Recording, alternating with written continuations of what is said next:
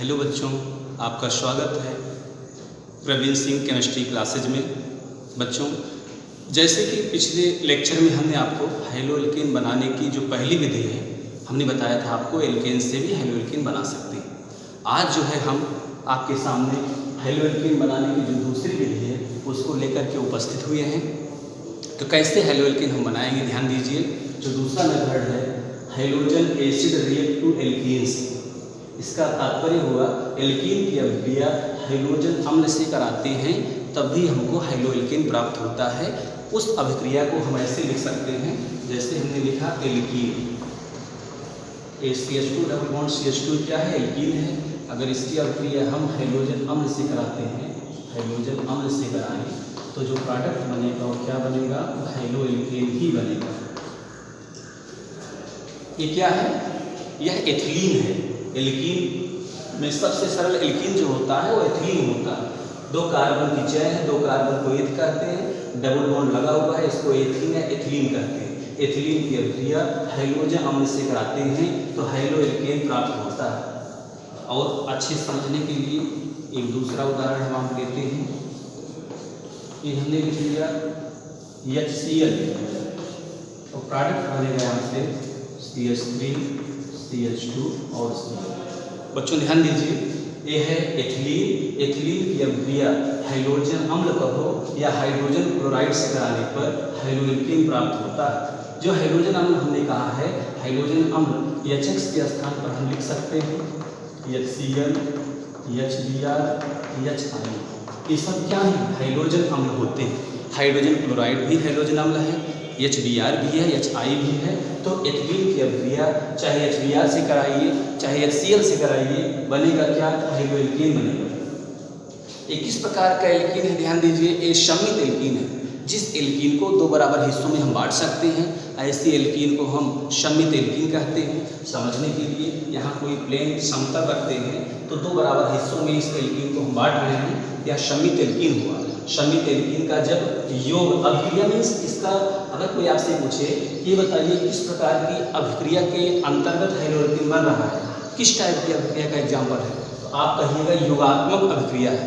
हमने आपको बताया था योगात्मक अभिक्रिया किसे कहते हैं, ध्यान दीजिए, ऐसी कार्बनिक अभिक्रिया जिसमें अभिकारक से कोई अभिकर्मक आकर के जुड़ जाता है। जहाँ द्विबंध होगा या त्रिबंध होगा वही योगात्मक अभिक्रिया होगा। कहीं सिंगल बॉन्ड है तो वहाँ योगात्मक नहीं होगा। योगात्मक अभिक्रिया असंतृप्त हाइड्रोकार्बन में ही प्रदर्शित होता है। तो यहाँ होगा क्या, अगर हम इसकी मैकेनिज्म की बात करते हैं तो जो Cl है, चूंकि यह आयनिक कंपाउंड है, यह Cl- और H+ में टूटेगा। और जो ये डबल बॉन्ड बना हुआ है उसमें एक सिग्मा बॉन्ड है, एक पाई बॉन्ड है। किसी को सिग्मा किसी को पाई हम कह सकते हैं। किसी भी बहुबंध में एक सिग्मा बंध होते हैं और शेष पाई होते हैं। जैसे कहीं सिंगल बॉन्ड दिया होता तो यहाँ एक सिग्मा होता है, यहाँ डबल बॉन्ड दिया है तो एक सिग्मा एक पाई होगा।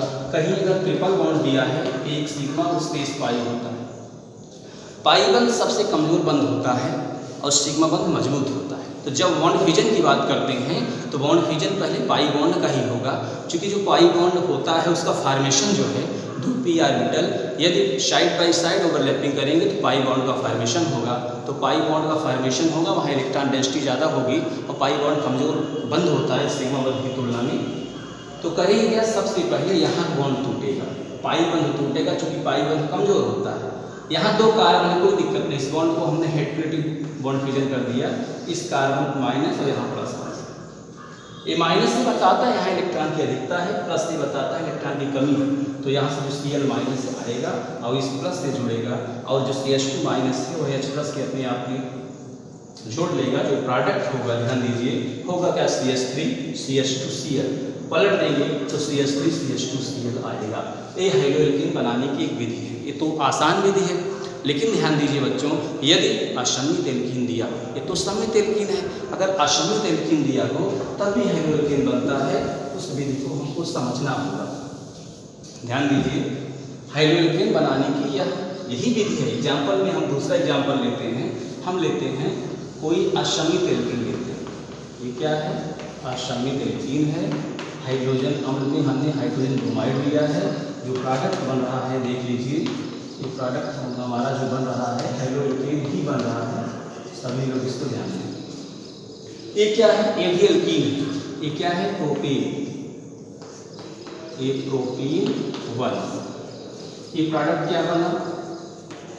2-ब्रोमोप्रोपेन बना, 2-ब्रोमोप्रोपेन बना, हेलो एल्केन ही बना। हेलो एल्केन बनाने की हम दूसरी विधि पढ़ा रहे हैं। एल्कीन की अभिक्रिया हैलोजन अम्ल से कराने पर हेलो एल्केन प्राप्त होता है। इसके पहले हमने जो उदाहरण दिया था वो सम्मित एल्कीन का दिया था, माने ऐसा एल्कीन जिसमें 2 कार्बन है। जब हैलोजन अम्ल रिएक्शन करेगा तो उसका जो हैलाइड हुआ या हाइड्रोजन वाला पार्ट होगा कहीं भी जुड़ जाएगा, कोई दिक्कत नहीं है। लेकिन यदि असम्मित एल्कीन है तो हाइड्रोजन ब्रोमाइड या हैलोजन अम्ल का जब योग कराएंगे तो उसका जो ऋणात्मक पार्ट है या धनात्मक पार्ट है किस पोजीशन पे जुड़ेगा, किस स्पेस पर जुड़ेगा, उसका भी एक नियम होगा। उस नियम को मार्कोनिकॉफ ने दिया है। तो सबसे पहले बच्चों हम सीखेंगे कि मार्कोनिकॉफ का नियम क्या है। ध्यान दीजिए, ये जो प्रोडक्ट बना है वो मार्कोनिकॉफ के नियम के अनुसार बना है। हम ऐसे लिख सकते हैं मार्कोनिकॉफ रूल। क्या है मार्कोनिकॉफ का रूल? ध्यान दें, किसी असम्मित एल्कीन का योग हाइड्रोजन ब्रोमाइड से कराने पर हाइड्रोजन ब्रोमाइड का जो ऋण भाग होता है उस युग्मबंधित कार्बन परमाणु से जुड़ता है जहां हाइड्रोजन की कमी होती है। इस नियम को हम मार्कोनिकॉफ का नियम कहते हैं। यह नियम केवल असम्मित एल्कीनों पर लागू होता है। जहाँ सम्मित एल्कीन है वहाँ ये नहीं काम करेगा। तो सबसे पहले सीखिए, समझिए आप कि असम्मित एल्कीन किसे कहते हैं। ध्यान दीजिए, यहाँ देखिए 3 कार्बन है, 1 कार्बन 2 कार्बन 3 कार्बन।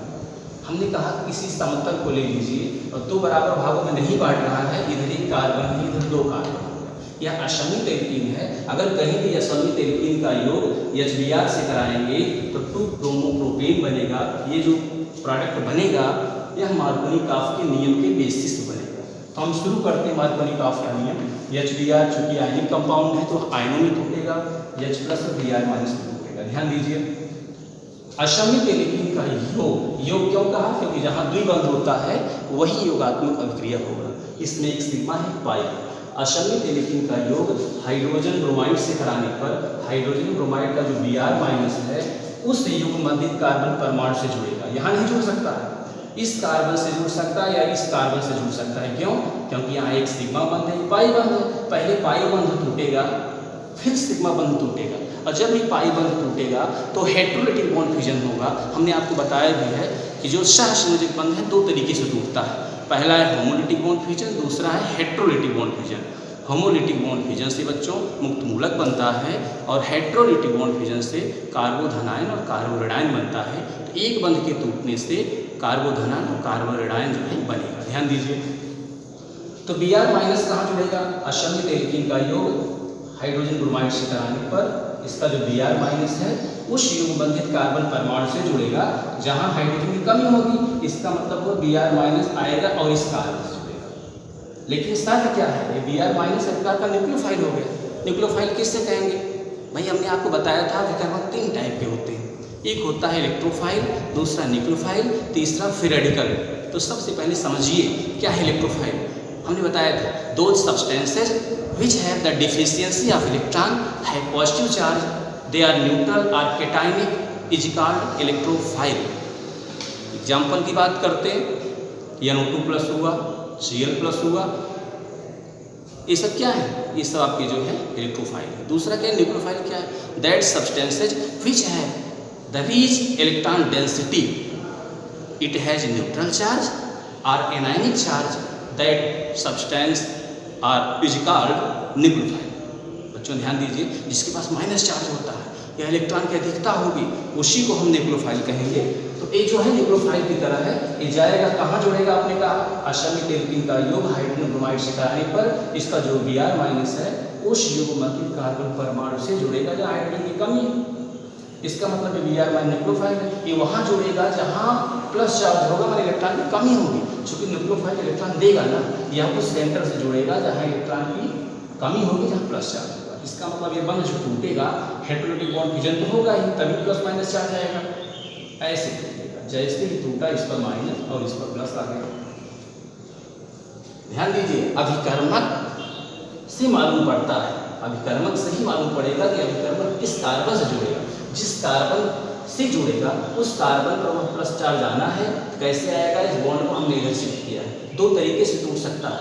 ये बॉन्ड को हम इधर भी को दिखा सकते हैं, इधर भी दिखा सकते हैं। इधर हमने दिखा दिया माइनस चार्ज आएगा, इस पर प्लस आ गया, आराम से Br माइनस आएगा और इस प्लस से जुड़ गया, या CH2 माइनस CH प्लस को अपने में जोड़ लेगा। प्रोडक्ट होगा CH3 CHBr और CH2H। इसका नाम है 2-ब्रोमोप्रोपेन। ये जो प्रोडक्ट बना है कक्षा 11 में आपने पढ़ा भी है, 11th में पढ़ा भी है, मार्कोनी-काफ का नियम पढ़ा है, उसका फिर से रिवीजन हो रहा है। ध्यान दीजिए, अशमित एल्कीन का योग हाइड्रोजन ब्रोमाइड से कराने पर हाइड्रोजन ब्रोमाइड का जो ऋण भाग होता है उस युग्मबंधित कार्बन परमाणु से जुड़ेगा जहाँ हाइड्रोजन की कमी होती है। इसको हम मार्कोनी-काफ का नियम कहते हैं।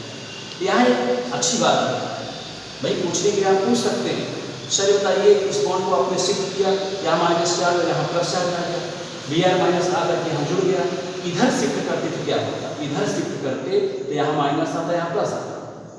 ये कंपाउंड ही क्यों स्टेबल है? ध्यान दीजिए, सेकेंडरी जो कार्बोकैटायन होता है वो ज़्यादा स्टेबल होता है प्राइमरी की तुलना में। यहाँ सेकेंडरी कार्बोकैटायन बन रहा है, शिफ्टिंग हम कराते हैं। अभी मान लीजिए हम ऐसे दिखा देते हैं इसको, CH3 C डबल बॉन्ड यहाँ से CH2 और एक H है, मान लीजिए एक H आपका है। अगर बॉन्ड को इधर शिफ्ट कराते तो क्या होता? यहाँ माइनस होता है, यहाँ प्लस होता है।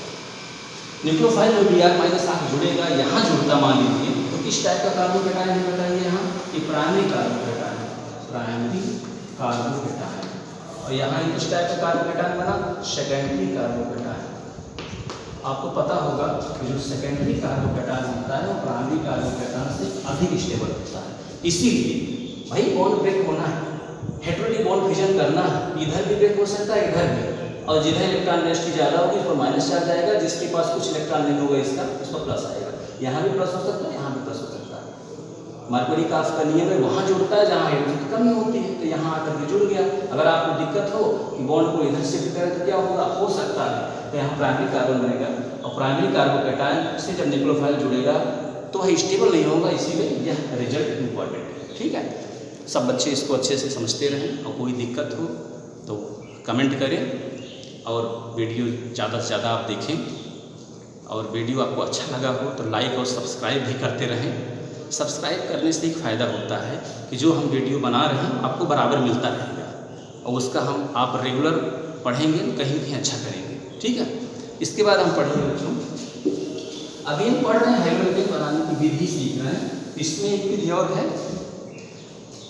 एंटी मार्कोनी-काफ का नियम, एंटी मार्कोनी-काफ रूल है, इसको खैरे से इकट्ठे करते हैं। है वही, यदि किसी अशमित एल्कीन का योग हाइड्रोजन ब्रोमाइड से कराते हैं किसी कार्बनिक परऑक्साइड की उपस्थिति में, कार्बनिक परऑक्साइड, ठीक है, इसको बेंजोइक परऑक्साइड कह सकते हैं, या H2O2 या सोडियम परऑक्साइड। तो जो प्रोडक्ट बनेगा ध्यान दीजिए, यहाँ लिख सकते हैं, यहाँ और यहाँ CH2Br, 1-ब्रोमोप्रोपेन, 1-ब्रोमोप्रोपेन बनता है, 1-ब्रोमोप्रोपेन बनेगा। है रिएक्शन वही, डिफरेंस क्या है? उसमें किसी की उपस्थिति में नहीं था, इसमें अशमित एल्कीन का योग हाइड्रोजन ब्रोमाइड से कराने पर कार्बनिक परऑक्साइड की उपस्थिति में बनता है क्या? 1-ब्रोमोप्रोपेन ही बनता है। ये एंटी मार्कोनी-काफ का नियम है। कैसे बनता है ध्यान दीजिए, किसी अशमित एल्कीन का योग HBr से कराने पर इसका जो Br माइनस है उस युग्मबंधित कार्बन परमाणु से जुड़ेगा जहाँ हाइड्रोजन की अधिकता होगी। तो प्रोडक्ट का मतलब हुआ यहाँ पर बॉन्ड, इसका मतलब Br यहाँ जुड़ेगा, और Br माइनस जुड़ रहा है तो यहाँ प्लस चार्ज चाहिए तभी जुड़ेगा। हमने इसको ऐसे शिफ्ट कर दिया, इस कार्बन प्लस चार्ज आ गया, Br माइनस आया यहाँ जुड़ा, और H प्लस को यहाँ जोड़ दिया। प्रोडक्ट का फॉर्मेशन हुआ CH3 CH, और यहाँ से H आ गया, और यहाँ से CH2। कैसे पहचानेंगे कार्बन परऑक्साइड? ध्यान दीजिए, ऑक्सीजन ऑक्सीजन के बीच में अगर सिंगल बॉन्ड होता है, जो ऑक्सीजन है सिंगल बॉन्ड है, तो परऑक्साइड की एक शर्त है, आपने पढ़ा भी है इसको। तो एंटी मार्कोनी-काफ के नियम से भी हम हाइड्रोएल्केन बनाते हैं। तो हाइड्रोएल्केन बनाने की यह अच्छी विधि है, दोनों विधि को आप अभ्यास करते रहें। हाइलो एल्कीन बनाने की अन्य विधियाँ हम अगले लेक्चर में जो है पढ़ाएंगे आपको। सब लोग अच्छे से इसको देखें और जो दिक्कत हो, अगर कोई समस्या हो तो कमेंट करें। ऐसे उम्मीद है यह वीडियो आपको अच्छा लगा होगा। धन्यवाद।